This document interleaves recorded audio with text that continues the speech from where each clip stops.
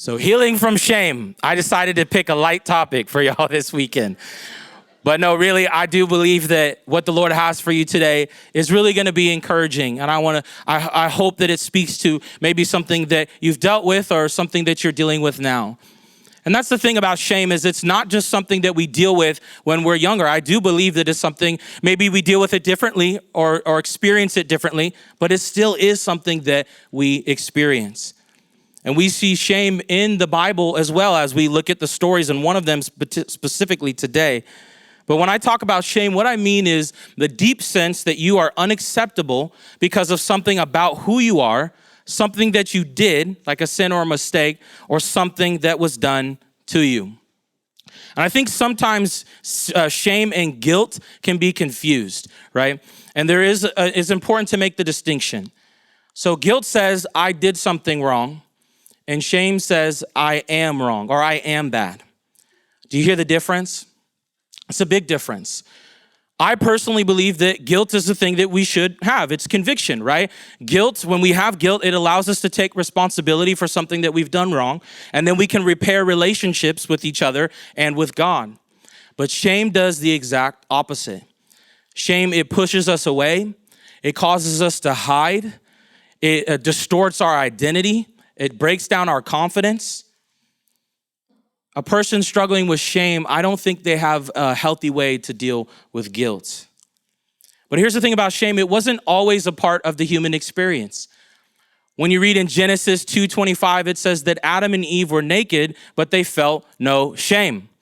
Can you turn to your neighbor and say, no shame? No shame. They felt no shame. Why did they feel no shame? Because they had no one else to tell them otherwise. They were in relationship with God. He loved them. They loved each other, and there was no other competing voice.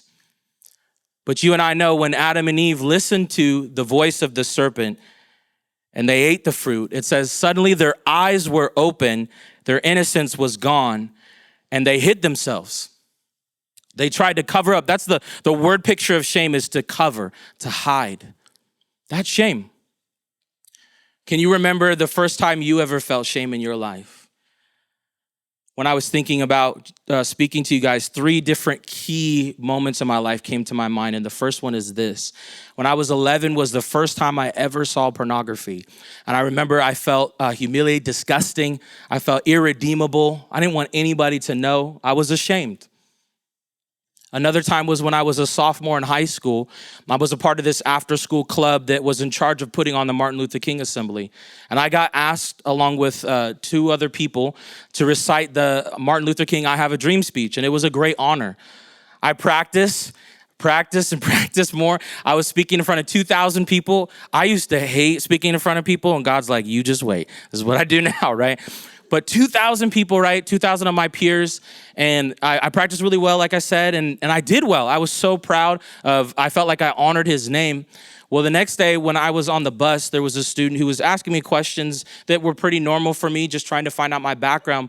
But what he said really caught me off guard, because he said basically that you were not black enough to be up on that stage and represent Martin Luther King. That's what he told me. And I remember when I heard that, I felt disqualified, insignificant, and alone, because nobody said anything. Nobody stood up for me. And I remember in that moment, that shame, what it said to me as I said, I'll never let anybody say this to me again. And I proceeded to try to prove myself because of this voice of shame. And another moment that came to my mind was when I got let go from a job. And it was hard because I was like, my best, I'm giving my best, and my best is not good enough. Have you ever felt that before? And I remember thinking, I never thought this would be me, right? Like, because again, I'm trying hard. I feel like I'm a nice person. I was just surprised. I was filled with shame. As you can see in these 3 moments, you can clearly hear the voice of shame in my life. Shame told me that I was bad, irredeemable, unworthy, and not enough. It's what drove me to hide. It fueled my insecurities. It created this cycle of poor choices and an even poorer view of myself. But come on, somebody, by the power of God, shame has been broken. Shame can be broken. Shame will be broken.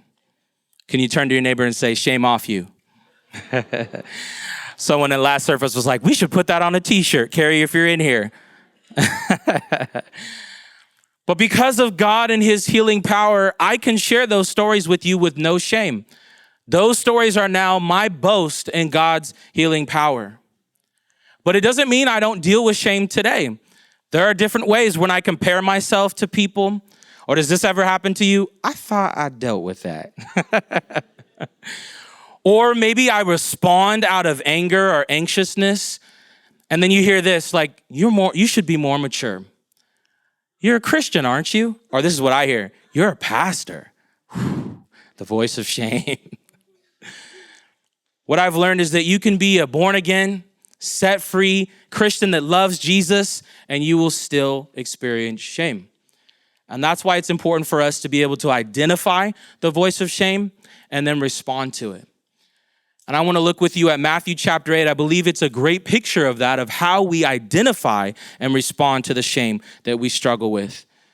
We see in verse 1, it says, large crowds followed Jesus as he came down from the mountainside.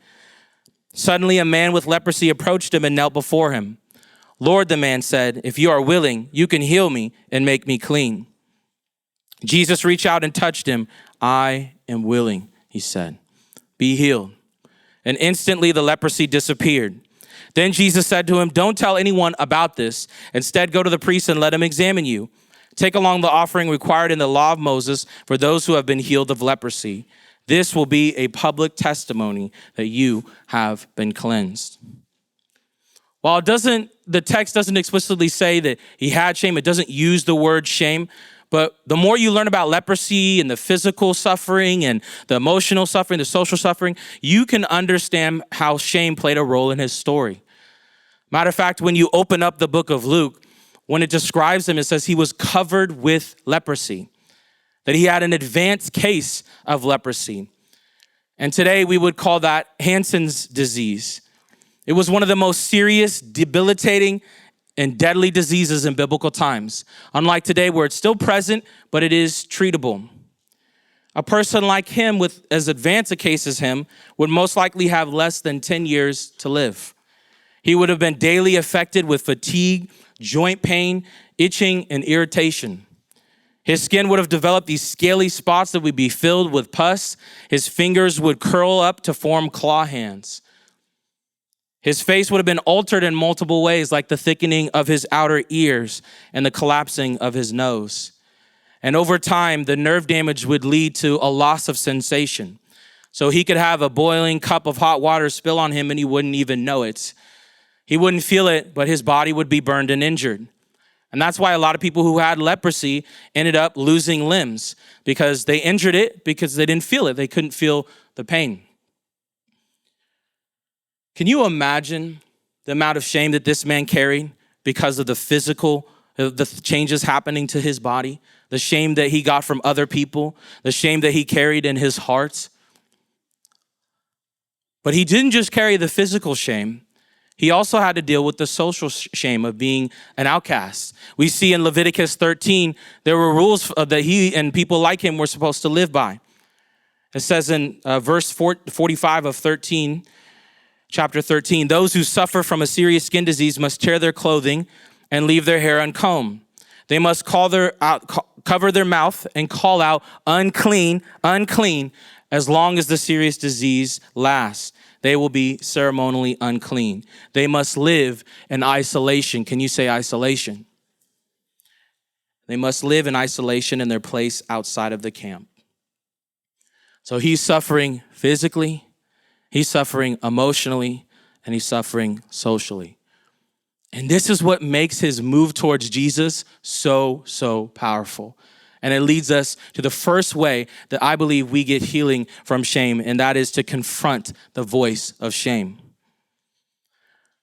For as long as this man has had leprosy, he's always had to stay 50 feet away. And as you heard in the text, call out, unclean, unclean. And when the wind was blowing, he would have to stay 200 feet away because people were afraid that they might catch something. If he ever cried out for help, people would pick up stones as a warning to him. If you come any closer, we'll kill you. And then if he broke any of these laws, any of these laws laid out in Leviticus, he would be killed. Society believed that he had leprosy because of something that he did. He was being punished by God, and in essence, they believed that he deserved it.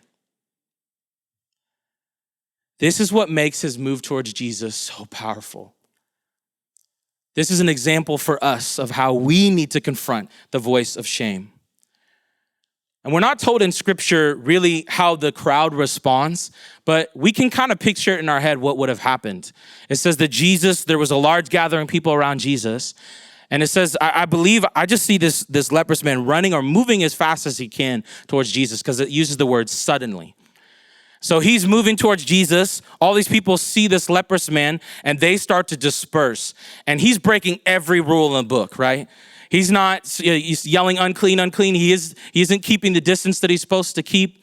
And they're yelling at him. I imagine they're saying, unclean, unclean, stop, wait. But he doesn't care. He doesn't care because he's so tired of the predictable pain and shame that he's been living in. He knows that if he were to go to the priest, they'd kill him. He can't go to them unless he's clean. But maybe, just maybe, if I go to Jesus, he won't reject me. What voices do you think he had to deny? What voices of shame would he have had playing in his head that he would have had to push past to get to the feet of Jesus? And what do those voices say to you and to me? If you look at your bulletin as you came in, there's actually a list of shame-based beliefs. And these are the voice of shame in our life that sometimes we adopt and we take on in our own. And they play over and over in different ways. But the first one on that list says, I am worthless. I'm not important. I'm not needed or wanted. Everyone else is better than me. I'm a failure. I can't do anything right. Classic me. I always mess things up. There's no point in even trying because I'm just going to fail. Or I'm invisible. I don't matter to anyone. I'm not important enough to be noticed. No one would even notice if I was gone. Or everything is my fault. If only I tried harder. We hear this with Christian parents. If only if I did this, then my son or daughter wouldn't be a prodigal. If only I had seen it early enough. I can't do anything right. Or I am bad. I always mess things up. I'm just a bad parent. I'm a terrible person. I'm a bad Christian for responding like that. Or the opposite, nothing is my fault. In pain, we cover up and make excuses and don't take on responsibility because we're trying to protect ourselves. And we say things or believe things like everyone is against me. I only did this because I was forced to. Or anyone would have done the same thing in my position. And the seventh one on that list is nothing will ever change. Nothing I do ever makes it better. Good things happen for others, but not for me. God doesn't care. Nobody cares. I will always be fill in the blank for the rest of my life. When I say it like this, and when you read it in there, do you spot the lies? It's pretty easy, right? And I can imagine if there were people in your life that you loved that were saying this about themselves, believing this about themselves, you would do everything in your power to confront that voice of shame and expose the lie, wouldn't you? But we're not so protecting when it comes to ourselves. We allow these destructive voices to get louder and louder and louder. Did you notice something about this man? We never hear about his name. We only know about what brings him shame. He's called the leprous man. We don't know his name. Isn't that like shame? That you're more known for the things that you're not doing well or the things that cause you shame than you're known for who you are. See, just as leprosy attacks the nervous system, shame attacks your identity. And if you allow it, it will wreck it.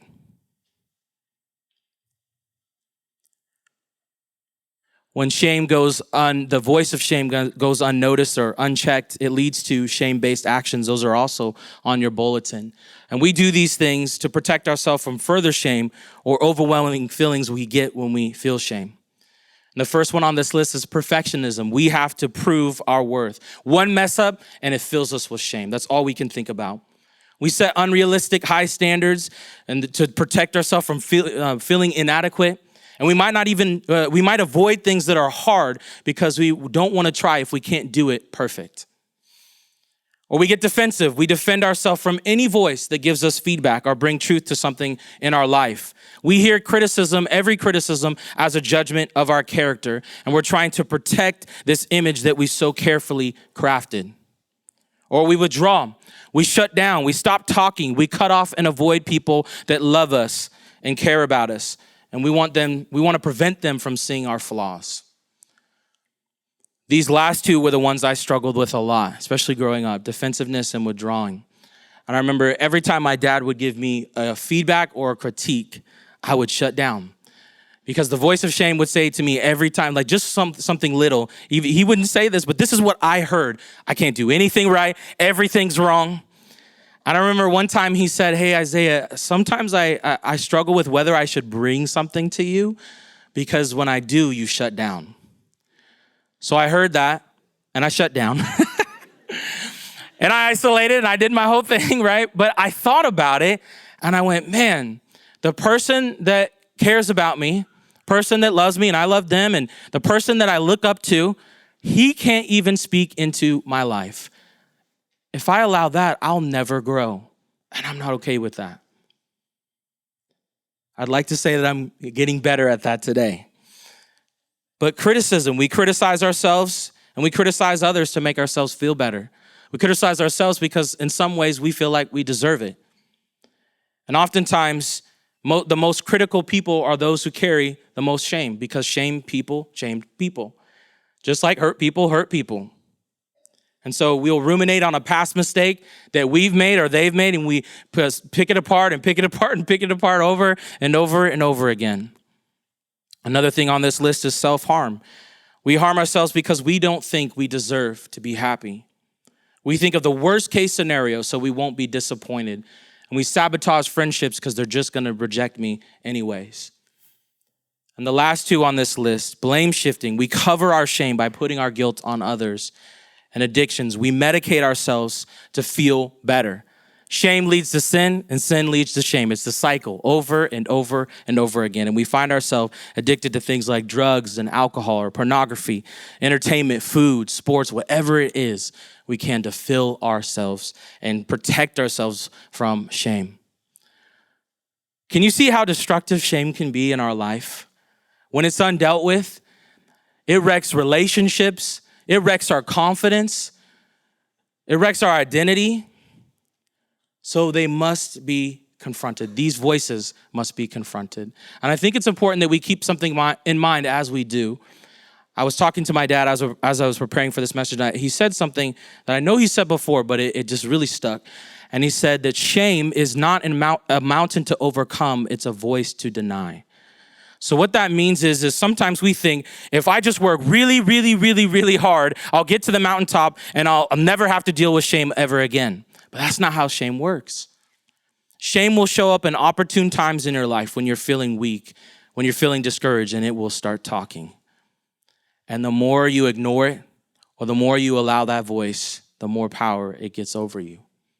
This is why we must confront the shame. We confront it by speaking truth to lies. We identify its actions, and we bring it all to Jesus. I want to read Mark's account of this same story because it includes something very important that I don't want us to miss. It says in verse 40, a man with leprosy came and knelt in front of Jesus, begging to be healed. If you are willing, you can heal me and make me clean, he said, moved with compassion. Can you say compassion? Jesus reached out and touched him. I am willing, he said. Be healed. Instantly, the leprosy disappeared and the man was healed. The second step towards healing from shame is to receive God's compassion. Receive his compassion. I love that Mark adds this. This is why I didn't want you to miss it, because it shows us Jesus wasn't indifferent. He wasn't dismissive. He wasn't angry at this man breaking all the rules. He wanted him to fall at his feet. He wanted him to come to him. You know, I wonder if this man was playing the voices of shame, if the voice of shame said to him, if you go to Jesus, he'll just reject you like everybody else. He's going to be angry with you if you do that because you're breaking all these rules, right? What did he hear? But Jesus responds with compassion. See, he shows up to Jesus with a request, revealing that he's ready to receive. And Jesus responds to him with compassion. And he reveals to us the character of God. And when you look back at Exodus 34, verse 6, God is revealing his character to his people. And do you know the first thing he decides to tell them about himself? That he's compassionate. He's compassionate. Nothing has changed. The same Jesus that's compassionate to this man is the same Jesus that's compassionate to us today. God doesn't run out of compassion. He has so much to give.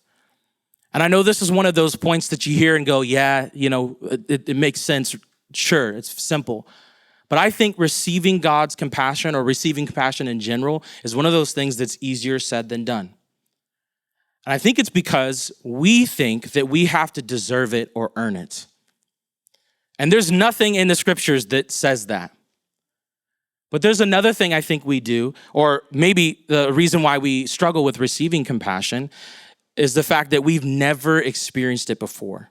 We don't know what to do with it. Maybe we've grown up in places and spaces where it's always been criticism or neglect, or we've just heard the wrong things. And so whenever someone comes to us with compassion, whether it's God or people that care about us, we kind of question their motives. We question whether it's real or not.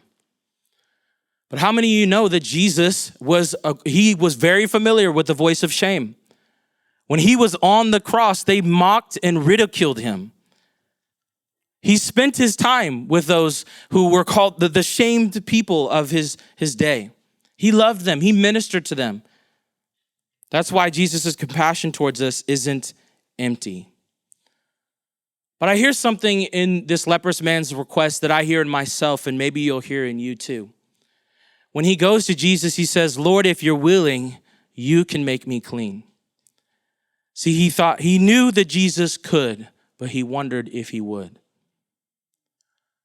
Jesus, I know that you can forgive me for this thing that I've still struggled with over and over and over, but I wonder if you will. And maybe this morning what we need to hear is, I am willing. I am willing. Jesus, I want to be free of shame. You can make me clean. I am willing. Can you turn to your neighbor and say, I'm willing? Come on. Jesus is willing to give, but we have to be willing to receive.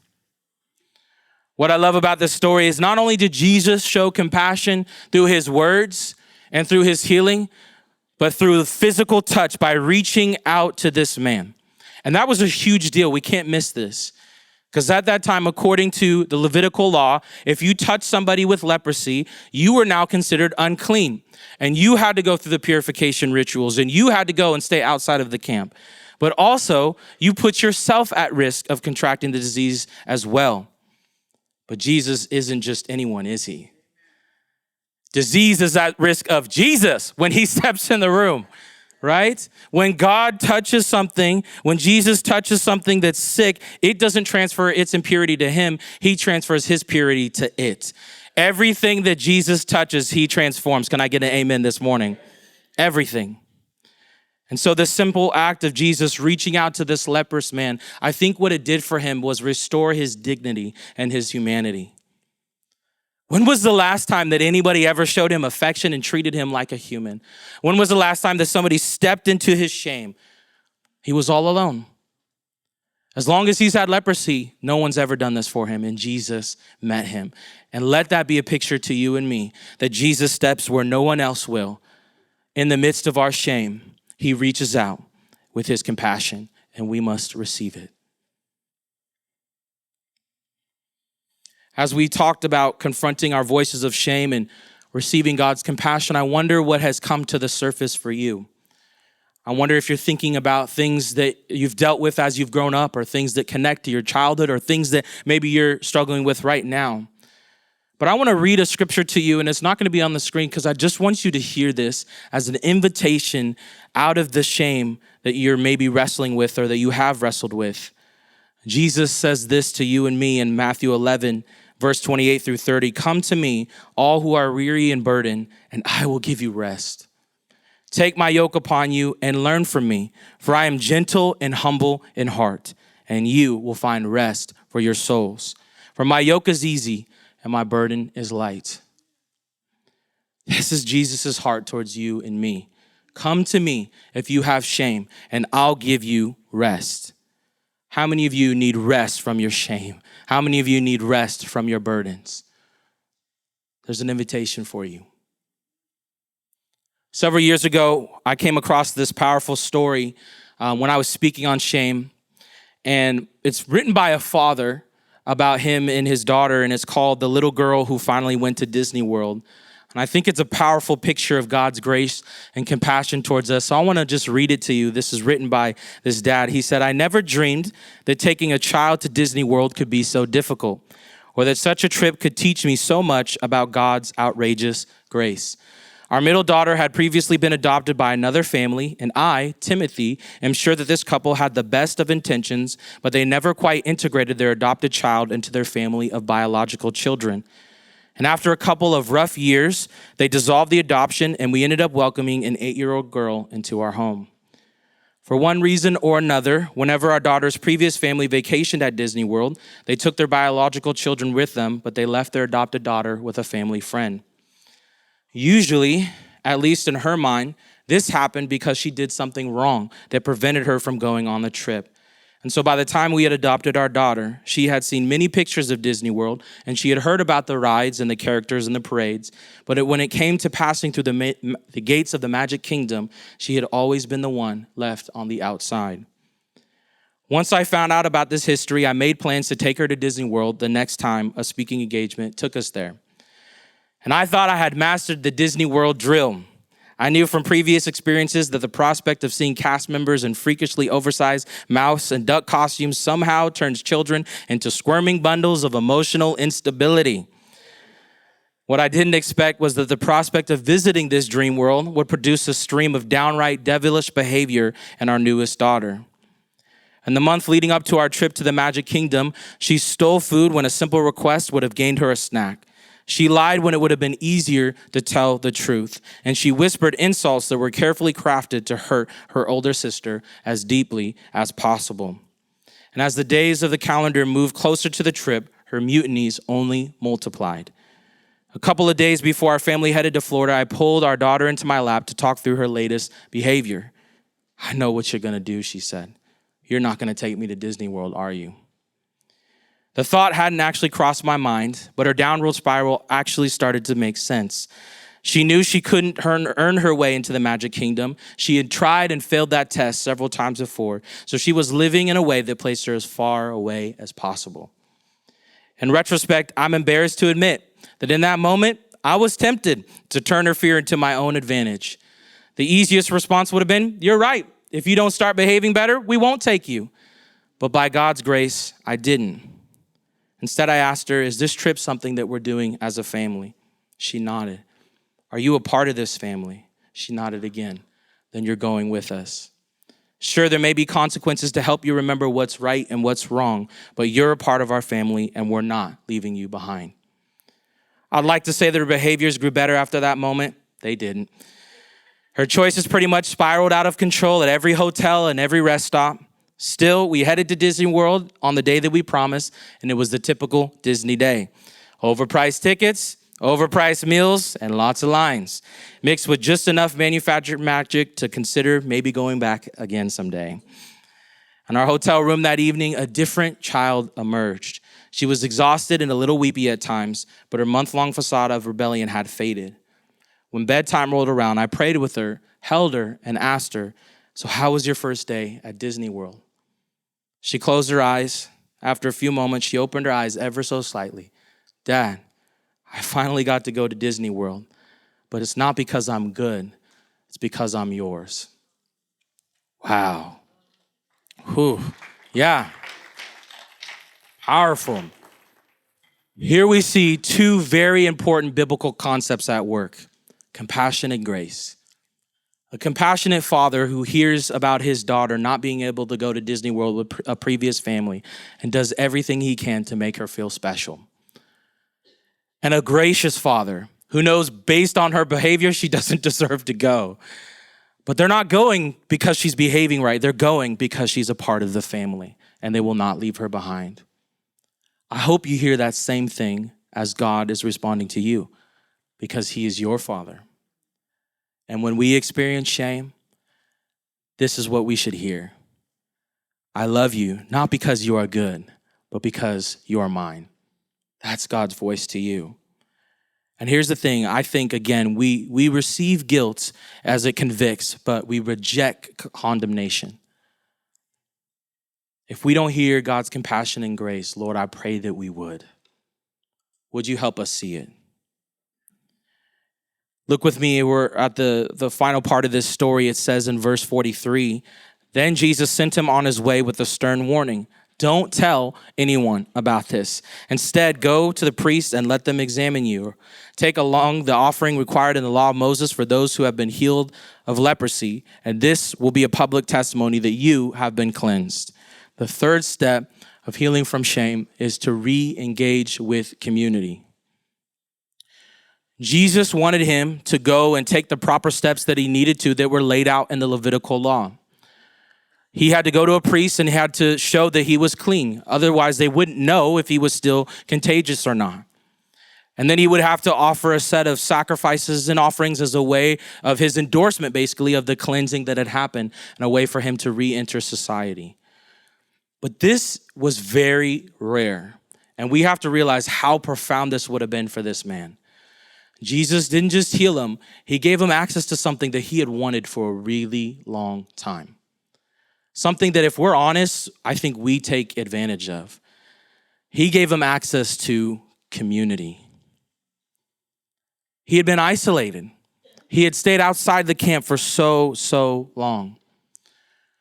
And something that we don't know about, it says that he shared his powerful testimony with people, but we don't know how hard it was for him to re-engage and reintegrate with the community. It doesn't show us what that process was like for him. But I can imagine it was difficult. Like, I got some questions like, was anyone skeptical or hesitant to give him a high five or give him a hug? How was it like, how long did it take for him to get a job again and to worship in the temple with everybody else? How did his family react? And better yet, what did the voice of shame say to him? See, because he was healed, but I bet you that voice of shame cropped up again and said, you don't belong here. They don't want you here. You're not valuable to be here. What did it say? What did he have to continue to fight through? And we can imagine that it was challenging, right? That he would have had to be patient and forgiving. Maybe some of these same people were the people that rejected him or yelled insults at him. And he would have to forgive and be understanding and move forward. But I bet you no matter how hard it was to re-engage with community, he felt it was worth it. It was worth it. This is what he wanted. This is what Jesus paid for. He had to isolate because it was the law. But we have something. When we've been set free, we've been made new, sometimes we still choose to isolate. But we have a choice. We have a choice to engage with community, to engage in the thing that Jesus wanted him to go to. He didn't say go back to those familiar places. He said, I want you to go re-engage with community, and this is what it looks like. My wife's a counselor, and I was talking to her about this message, and I felt like she gave like a great picture for us of if shame and isolation are on this side, and connection and community are on this side, the more we lean into our shame and isolation, the harder it is to make connections and want to be in community. Because we start to believe things like, I'm the only one. If they knew what was going on, they would reject me. But when we hear the truth and we start getting in community again, we hear things like, I'm not the only one. When I opened up, they wanted to pray for me. They didn't reject me. There's power in community. They've done lots of studies on isolation, and the studies are pretty powerful. I came across one where physicians that were asked what they wish their patients knew. And these physicians pinpointed two specific things about isolation and loneliness. And they said social isolation and loneliness, each independently, have more than a 25% increased risk for significant health issues. And not just mental health issues like anxiety, depression, or suicidal ideation, but heart disease, stroke, diabetes, and dementia. They also linked poor social relationships with a 29% increase in risk of heart disease and a 32% risk of stroke. All that to agree with what God said in Genesis. It's not good for man to be alone. So my question for you and my challenge for me is, what ways are we not engaging in the community? And what is God asking us to do? And it's not just a list of do's. Don't hear that. God just wants you to know what you have access to. You have access to hope, value, purpose, belonging, accountability. What's he asking you to do? What are the places where you notice you haven't really been engaging? Maybe God's asking you to start pursuing friendships and start opening up. Maybe he's saying, I want you to start singing during worship. Or I want you to ask for prayer. I want you to pray for somebody. Again, don't hear it as an obligation. It's an invitation into what Jesus has for you that he doesn't want you to miss out on. As we close, I just want to highlight the last part of this verse, of verse 45. Jesus had told him not to tell anyone, and look at what he does. Instead, he went out and began to talk freely, spreading the news, and as a result, Jesus could no longer enter a town openly, but stayed outside in lonely places. Yet the people still came to him from everywhere. Did you catch that? Where was this man at the beginning of the story? Outside in lonely places. And where was Jesus at the end of the story? Outside in lonely places. See, Jesus didn't just heal this man from his shame. He took his place. He took his place. And he did that for you and me, didn't he? Bruised, beaten, nailed to a cross, killed for you and me. Our sin was paid for. Our shame was laid to rest. He didn't just heal us from our shame. He took our place. So as we talk about shame, if we want healing from shame, we must confront the voice of shame. We must receive the compassion of Jesus and re-engage with community. Let's not allow shame to be the loudest voice in our life anymore. Let's not allow shame to hide in us through isolation. Shame loves to hide. It would be easy for us to hear something like this, to get encouraged or to have things come up and to go right back to that same voice, go right back to those same places of isolation. But that would be like this leprous man. After all the healing, after everything that he wanted, he's healed and he goes right back to those same places. Don't do it. Don't do that. If God is rising something to the surface for you, confront it. Will you stand with me? Some of us in this room, maybe we're in a really healthy place with shame, and praise God for that. Hopefully we're able to help other people get free of shame as well. And also that we aren't a participant of the voice of shame over their lives. But if you are struggling with shame, and you shouldn't feel shame because you're struggling with shame. Sometimes we do that. Can you turn to your neighbor and say, shame off you? Come on. If you're struggling in any way, at any level with shame, I want to encourage you to come forward and find someone to pray for you. We'll have prayer teams up here. Don't leave without confronting it. Will you bow your heads and close your eyes? I want to pray for you. Jesus, we thank you. We thank you that as you show us with this man, you don't just take our sin. You don't just heal us from shame. You took our place. Father, you reach out to us with compassion. Would we receive it? Lord, help us to confront the voice of shame when it rises up, when we see ourselves beating ourselves up, when our identity is starting to get murky, when we're starting to believe some of these old beliefs. Lord, help us to call it out. Lord, our confidence is in you. Our identity is in you. Lord, set us free. Break shame in the name of Jesus. Break the lies in the name of Jesus. And all God's people said, Amen.